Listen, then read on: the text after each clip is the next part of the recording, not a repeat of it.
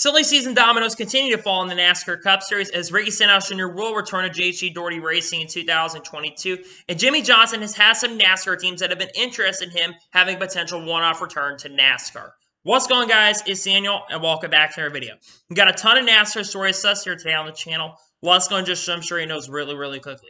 We're going to start off with Joey Gase, as Joey Gase has been cleared for competition and will race in the NASCAR Xfinity Series and Truck Series races Cup Series races this upcoming weekend at Talladega Superspeedway. He will drive the 52 for Jimmy Means Racing, will also drive the 53 for Ricker Racing this weekend at Talladega Superspeedway. For those of you who do not know, Joey Gase was involved in a very scary accident this past weekend at Las Vegas where the tire basically came apart and it was basically a part failure on the tire and he hit the outside wall really hard. He had to basically be transported to a local hospital, though he was let go a few hours after the race had basically been concluded. So it's really good to see that Joey Gase is going to be able to make his return this weekend. And like I said, there have been some questions, some doubts if he was even going to be racing this weekend. But I'm really happy to see that Joey Gase will be racing this weekend. I'm really happy about that for sure. Because again, you want to see his drivers come back very healthy. And like I said, there have been some concerns. Great to see that Joey Gase will be making his return this weekend here at Talladega. And now we're going to jump on to the next story of today's episode, as we're going to talk about Dover SEC. Bob Pockrass had reported yesterday morning that in SEC filing last week, Dover stated that it will get approximately $15.7 million TV dollars for Dover's 2022 Cup race. That's 90% of TV dollars for races, so NASCAR keeps $1.74 million, which is 10%. Dover clears $11.34 million, which is 75% of that, and $4.36 million, which is 25% of that, and that's returned to NASCAR as part of the purse. I don't understand why the tracks get so much money. This is where, again, a lot of these tracks technically do get a lot of the money when it comes to the TV purse. They get like 60%. So a lot of the teams only get like 40% and sometimes even 25% of a TV purse for the charter teams. The unchartered teams really don't get a lot of that money, which means the whole purse in general for the race is probably going to be $1.74 million for the people going that event and the drivers competing in that event as well.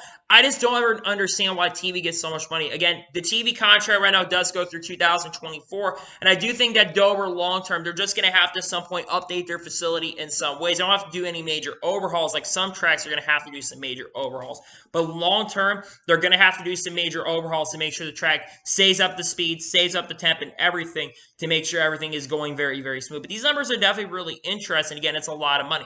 I know Denny Hamlin has suggested that that money that the track is getting, that should be divided by 36 to all the charter teams, which I actually agree with in a ways. I do think that there needs to be more of a contrast. I know that they had some updates in regards to the charter agreement, which does go through 2024. They did have some updates in regards to that. I just find these numbers really interesting. That's a lot of money going to Dover National Speedway and a lot of money going into the track as well, because again, the TV deal, they get a ton of the money, which is why, and again, their attendance has been pretty good up in that area. But that being said, these numbers are definitely really interesting, and the Dover SEC numbers were really interesting. And now we're going to jump on to the next story of today's episode, as we're talking about Bar-Bill. As Bar-Bill has become the official protein bar of NASCAR. Bar-Bill has been sponsoring Corey LaJoie for the last couple years. I believe they sponsored him last year when he drove the 32 for Go Fast Racing, and they've had, of course, his face on the car. And they also have been sponsoring Corey LaJoie for quite a few races. Like a company like Bar-Bill would basically be able to have their own official nature of NASCAR. I'm not sure how long Bar-Bill has been around as a company, but it's a protein bar that's worked for a lot of people, including Corey LaJoie. So it will continue being the official protein bar of NASCAR. I'm really happy that another company is getting officially. NASCAR is also increasing their sponsorship value to all this stuff, all these companies that have been coming in for quite some time. So it's really cool to see that Bar-Bill is continuing being the official protein bar of NASCAR. I think that's really interesting, and congratulations to Bar-Bill. And now we're going to jump on to the next story of today's episode, as we're talking about Wes Ward. As Wes Ward is going to be crew chiefing for Tanner Gray this weekend at Talladega Superspeedway. The normal crew chief that usually crew chiefs for the team, I believe, is going to be working the R&S and R&SJ competitive side of things for that organization. So Wes Ward, who has crew chief, I believe, for KBM in the past, will be crew chief for Tanner Gray this weekend. This will be the 6th or 7th crew chief that Tanner Gray's had this year. He's had Chad Johnson this year. He's had multiple other crew chiefs that have worked with him throughout the last couple of years, and now Wes Ward will be joining that list of crew chiefs that have worked with him. I will say something about Wes Ward. I think Wes Ward was a very decent crew chief when he did work at Kyle Busch Motorsports. He wasn't that great at points, but let's be for real. I do think that that point when he was crew chief for Kyle Busch Motorsports, I don't think the team was as good as they have been in the past. So it's definitely really interesting that Wes Ward is going to be crew chief in this weekend. Again, another of the long-growing list of crew chiefs that are going to be crew chief this weekend. So I'm hoping that Wes Ward can help out Tanner Gray. Of course, Tanner Gray is not competing for the NASCAR Camp World Truck Series Plus, so he really isn't going to matter as much toward that long-term picture. But at the same time, it's really cool that Wes Ward is going to be crew chief this weekend. And good luck to him. I hope that he can help out Tanner Gray have a very strong run.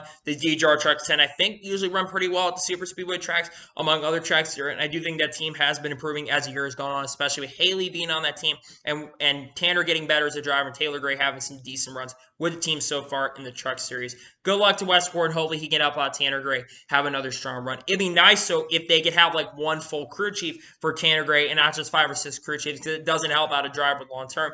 Maybe Wes Ward will be crew chief for long term, but we'll have to wait and see what happens. And now we're going to jump on to the next story of today's episode, as we're talking about James Davison. As James Davison is going to be driving a 66 for NBM Motorsports this weekend at Talladega Super Speedway. Originally, the driver of the 66 was supposed to be Davis Sparr, but it was just announced, like I said this morning, that James Davison will be taking over the 66 car this weekend. This will be the first time that James Davison is not going to be in a Ricker Racing car in all of 2021. This will be the first time he's driving an NBM Motorsports car. It's really cool to see that NBM Motorsports is going to be back once again this weekend. Of course, they're able to be in the owner's points position right now since they're able to compete in that event. I'm not exactly sure how well James Davison is going to do this weekend, because I'm not exactly sure. I think he's had 1 or 2 starts on the Super Speedways. I believe he's part of that debacle at Daytona where all the big ones happened. I think he had a tire go down in that event, had issues and got involved in a wreck, but he hasn't ran a lot of Super Speedway events. That being said, I think it will help them if they're able to qualify, because again, we've seen the NBM Motorsports cars, at least for sure in the Xfinity Series, they've been able to be very, very competitive. So to me, I think it's really exciting to see that James Davison is getting another opportunity to race in the NASCAR Cup Series. He'll probably race a lot more next year. I wouldn't be shocked if he's considered potentially to go full-time with Rick Ware in 2022. We'll have to wait and see what happens, but it's really, really cool to see that James Davison is getting another opportunity to race in the Cup Series with NBM Motorsports. This is the first time, like I said, that he's not racing with Rick Racing, so he's going to have to get affiliated and accustomed to a new car going into next year. And it's interesting they decided to take Davis Sparr out of that ride at Talladega, But really good luck to James Davison. Hopefully he'll be able to have a good run this weekend at Talladega. And now we're going to jump on to the next story of today's episode, as we're talking about Will Rogers. As Will Rogers is going to be driving a 26 for Sam Hunt Racing this weekend, next weekend at the Charlotte Roval. Will Rogers already made a couple starts for Sam Hunt Racing this year. He ran in Nashville, where I believe he got a top 15 finish. He was running pretty well at Watkins Glen before basically having to jump out of his car and jump over the fence over at that track. And also Indy Road Course, he was running in a top 10 in the second Sam Hunt Racing car before, unfortunately, that car basically burst up into flames, unfortunately, when the engine let go. But they were running in the top 10 and top 15 in this event. If bad luck does not strike Will Rogers this upcoming week, next weekend, I do think that Will Rogers will have a very strong run shot of being competitive at that track. Because let's be for real, Will Rogers is a very, very excellent road course racer. He knows how to get it done on road course tracks across the country. And I do think that if he's able to have a good enough run, he may be able to long-term be considered for a full-time ride in the future of Sam Hunt Racing. And it's been great to see that he's been able to have more opportunities to race as time has gone on. He hasn't ran a lot of races in the last couple of years, but from what I've seen on road courses, especially how competitive he's been in the ARCA East Series when he's won races at tracks like Watkins Glen. And I remember one time at the Charlotte Roval before basically being taken out in the 86 car, he was running in the top 10 in that event as well. And he's got some top 10s, I think, on road courses in the Xfinity Series in the past as well. So hopefully Will Rogers won't have any bad luck striking this weekend. Hopefully he'll be able to have a good run going into next weekend at the Charlotte Roval. Hopefully he's able to have a good run, because I like to see Will Rogers do really, really well. If he can get a top 10 to help in the owner's points position, because you look at some of the drivers that they've had at their organization have ran well. I mean, John Hunter Nemeth, I got a top 5 with Sam Hunt Racing in Richmond. So if they can get a top 5 in the top 10 this weekend, that'd be really, really cool. Hopefully they will have a good run this next weekend at the Charlotte Roval. And now we're going to jump on to the next story of today's episode, as we're talking about Chris Wright. As Chris Wright is going to be driving a 15 for Sam Hunt Racing next weekend at the Charlotte Roval. This is going to be the second time that Sam Hunt Racing has basically had 2 cars out there. In the past, they've had the number 24 in the past, but it looks like that JD Motorsports will probably be handing the owner's points over to Sam Hunt Racing. Now, Chris Wright has driven quite a few races this year for Sam Hunt Racing on road courses with some decent starts in the past. So I think it's really cool that Chris Wright is once again getting another opportunity to race at 15 for Sam Hunt Racing. Another great opportunity for him. He originally, I believe, was supposed to drive the 26 car, but Will Rogers got another opportunity to race later this year. So I'm really happy to see that Chris Wright is getting another opportunity to race. I think if both of their cars can finish in the top 15 or top 20 this weekend, I think that'd be really good for the organization overall. I'm really happy about this because you like to see guys get opportunities. I know that Chris Wright at points this year has not been too impressive. That being said, though, I think it'd be really, really awesome to see Chris Wright get another opportunity. I hope he does continue to have good runs, and maybe a top 15 and top 21 would be really, really cool. Hopefully, Chris Wright will get that opportunity down the road. And now we're going to jump on to the first of three major stories of today's episode, as we're talking about some updates in regards to COVID-19 protocols. It was reported by Pop Pockers yesterday morning the NASCAR will resume allowing VIP guests, which is families and sponsors, on the pre-race grid starting this weekend. For the last several weeks, they could be in the garage in pits, but not on the grid by the cars and drivers prior to the race.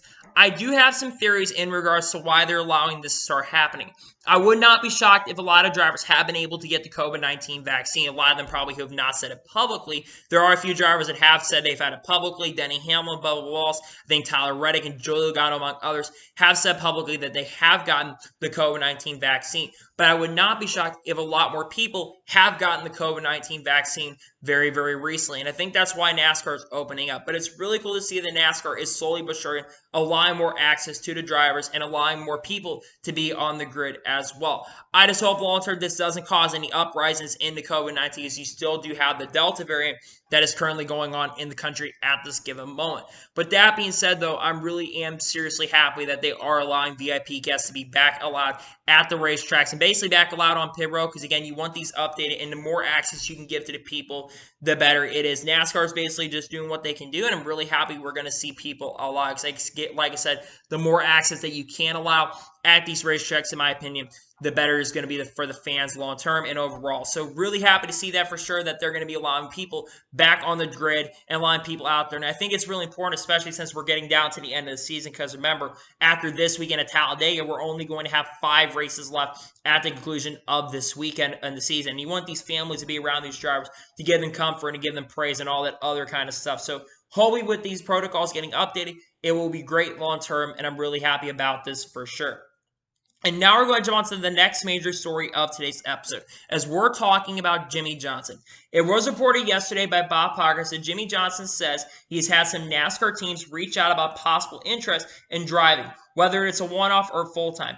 But he doesn't want to do full-time, and even a one-off is unclear currently, because his 2022 schedule is looking likely to be full for the IMSA Series and the IndyCar Series next year. If you've not been paying attention, Jimmie Johnson's basically going to be running quite a few IMSA races next year. I would not be shocked if he's going to run the 12 hours of Sebring. He's probably also going to be running the 24 hours Daytona. Among other IMSA races, he's probably going to run next year. And Jimmie Johnson has said he's going to probably only want to run up to 20 races altogether on his calendar. And you also have to remember that Jimmie Johnson is now becoming very, very likely that he's going to be running the Indianapolis 500 2022, as mentioned a couple days ago and reported by Adam Stewart. It was very, very likely that he will be running the Indy 500, but those details have not been announced at this time.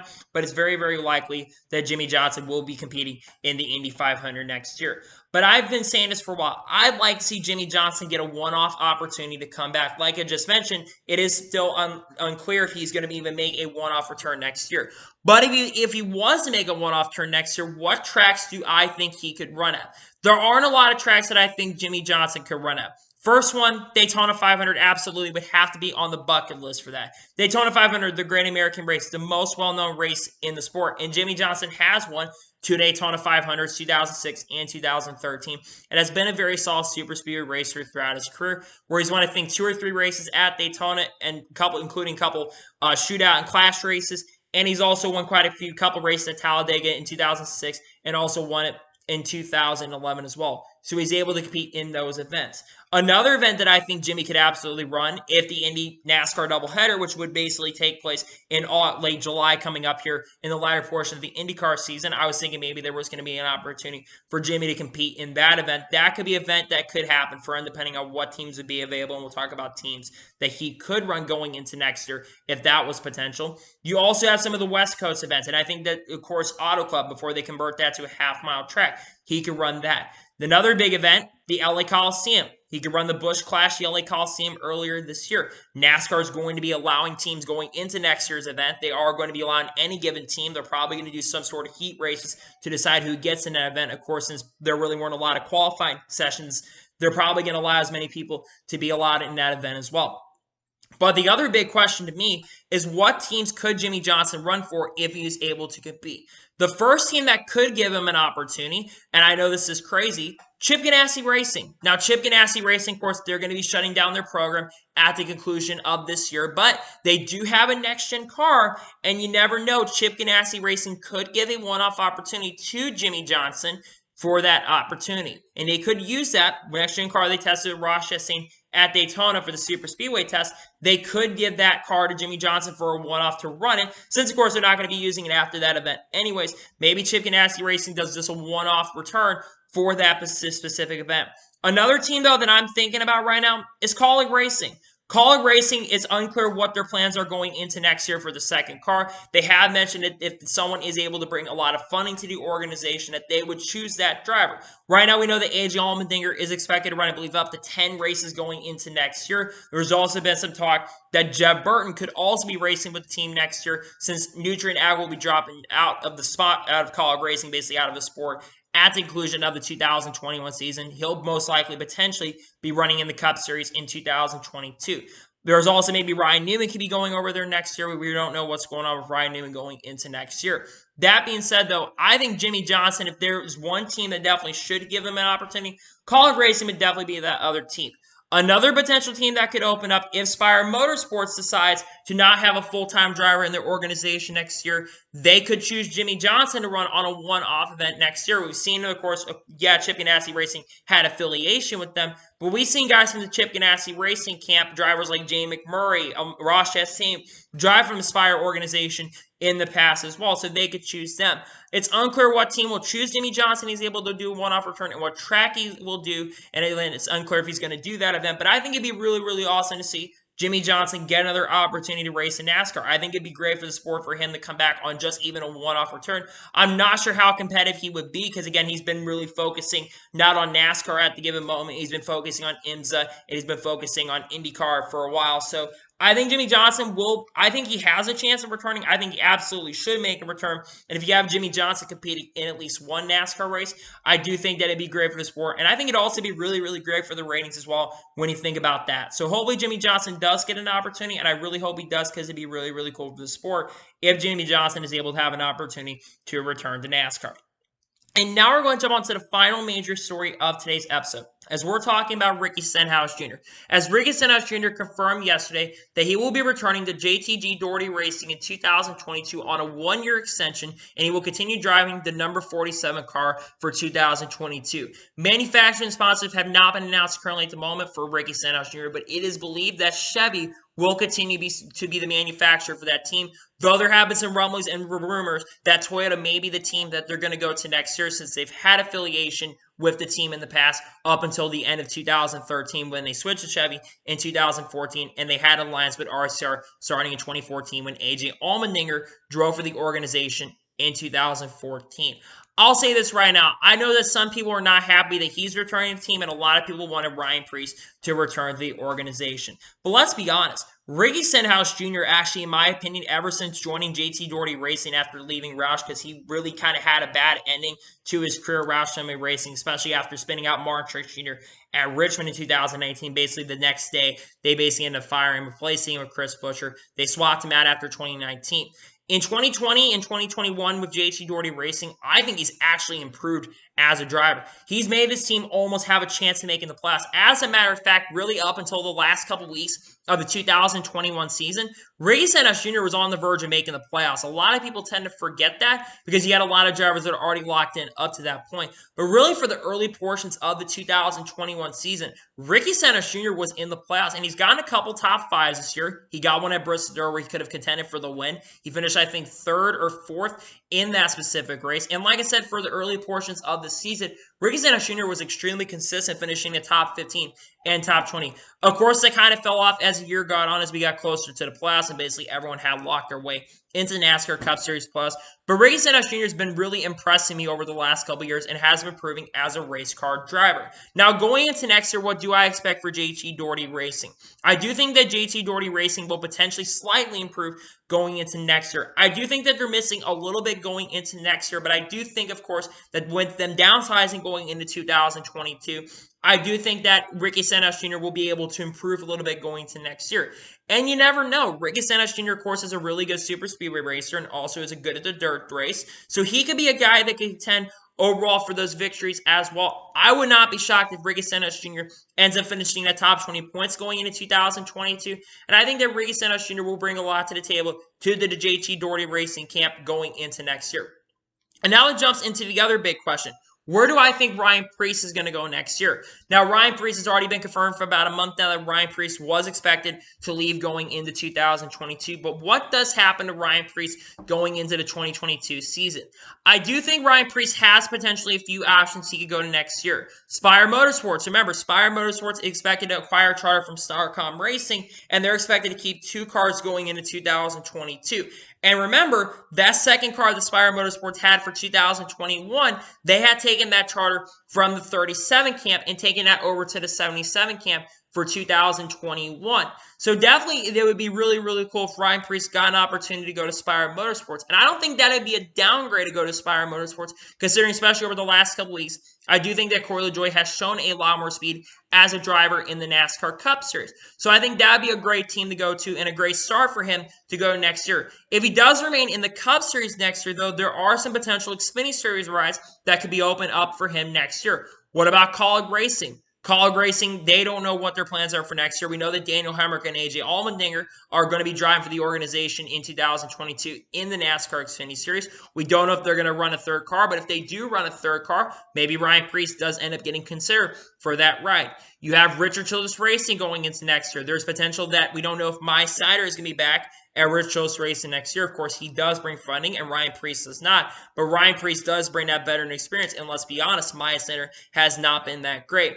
Or you have potentially Stewart-Haas Racing if Stewart-Haas Racing decides to get rid of Riley Herbst at the end of this year. I know Riley Herbst does have the funding, but let's be honest, I think if you're at Stewart-Haas Racing, you should be expected, even in a down year for that organization, you should be expected to perform as good or almost as good as Chase Briscoe, or at least have one victory. You should at least have 1 or maybe even 2 victories with this team, especially after a year where you won 9 races in 2021.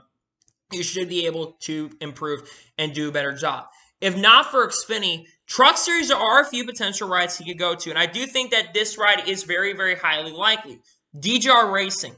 DGR Racing, we don't know what the plans are going to be for next year. We're expecting Haley Deegan and Tanner Gray to be back next year, and also potentially Taylor Gray to run on a part-time basis in 2022. But we've seen at points DGR Racing have potentially up to 4 trucks in their stable at certain races. When they were with Toyota, they had multiple trucks in their organization. And it would be really, really cool, especially since DGR has an affiliation with Stewart-Haas Racing, and Ryan Preece does work in Kevin Harvick's organization. The Kevin Harvick Corporation is got managed by Kevin Harvick.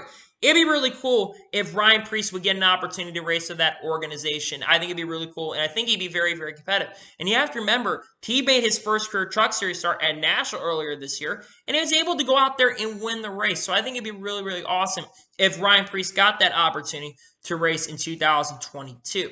So, anyway, that is it for today's NASCAR news video. I want to thank you guys for watching. Please subscribe to the channel, notifications so you're notified when a video does go live on my channel.